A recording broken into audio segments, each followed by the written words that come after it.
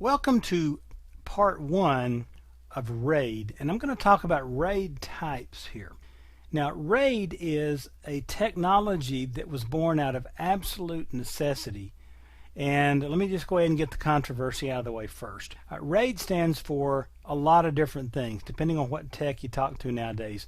It used to be a redundant array of inexpensive disks. Then it got changed to redundant array of independent disks.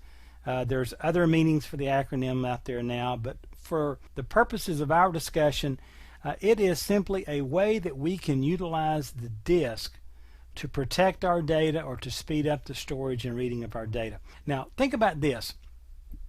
There are a lot of situations where we need to store data really quickly, or we need to read that data that we've stored really quickly. Good example, database applications, and that's everything from straight up SQL type applications, Oracle, even email, because email is actually a database application. All that data that make up our emails is stored in databases.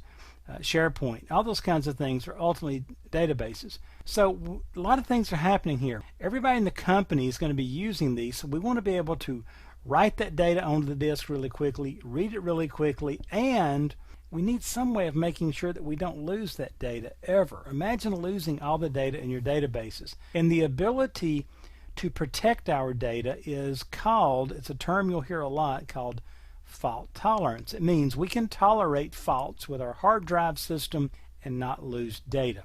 So here in part one, I'm going to talk about the first two main types of RAID, or RAID levels they're called, and they have numbers. And so let's take a look at these.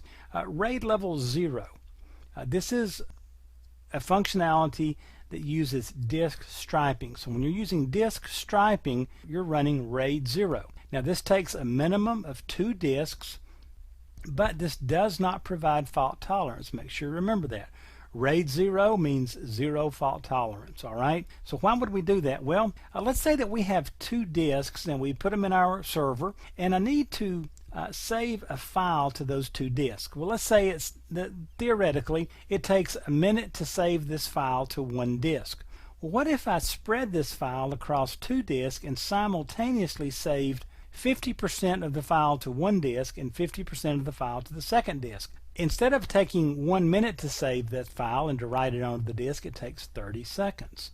Well, what if I striped it across 4 disks? It would take, less 15 seconds each, right? Just take the 1 minute, divide it by 4.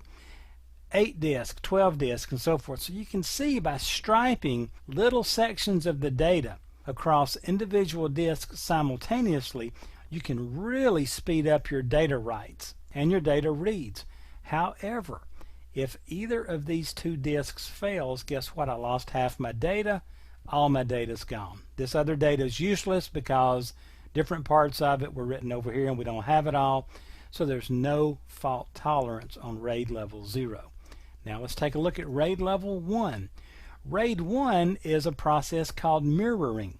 All right, we're going to take a minimum of 2 disks. Usually it's only 2. And this is fault tolerant because it's automatically making a duplicate copy of all data that I save on the disk. Here's what it looks like. I've got 2 disks and I've got a file I want to save. So I hit File Save, and the RAID subsystem takes care of this.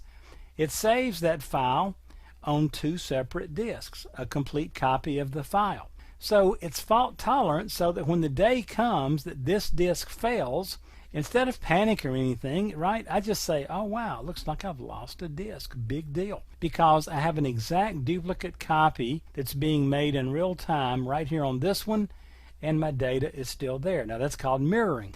However, notice that this means that I have to have twice as much disk space to store my data.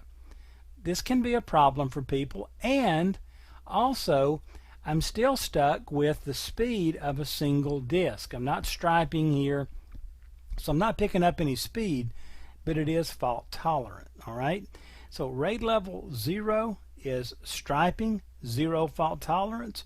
RAID 1 is fault tolerant. It's called mirroring, and it makes a duplicate copy on 2 disks. Okay, so that's the first 2 levels of RAID. Join me in part 2 of our RAID types, and we'll look at RAID level 5 and RAID level 10. So join me in part 2 and we'll go a little further here.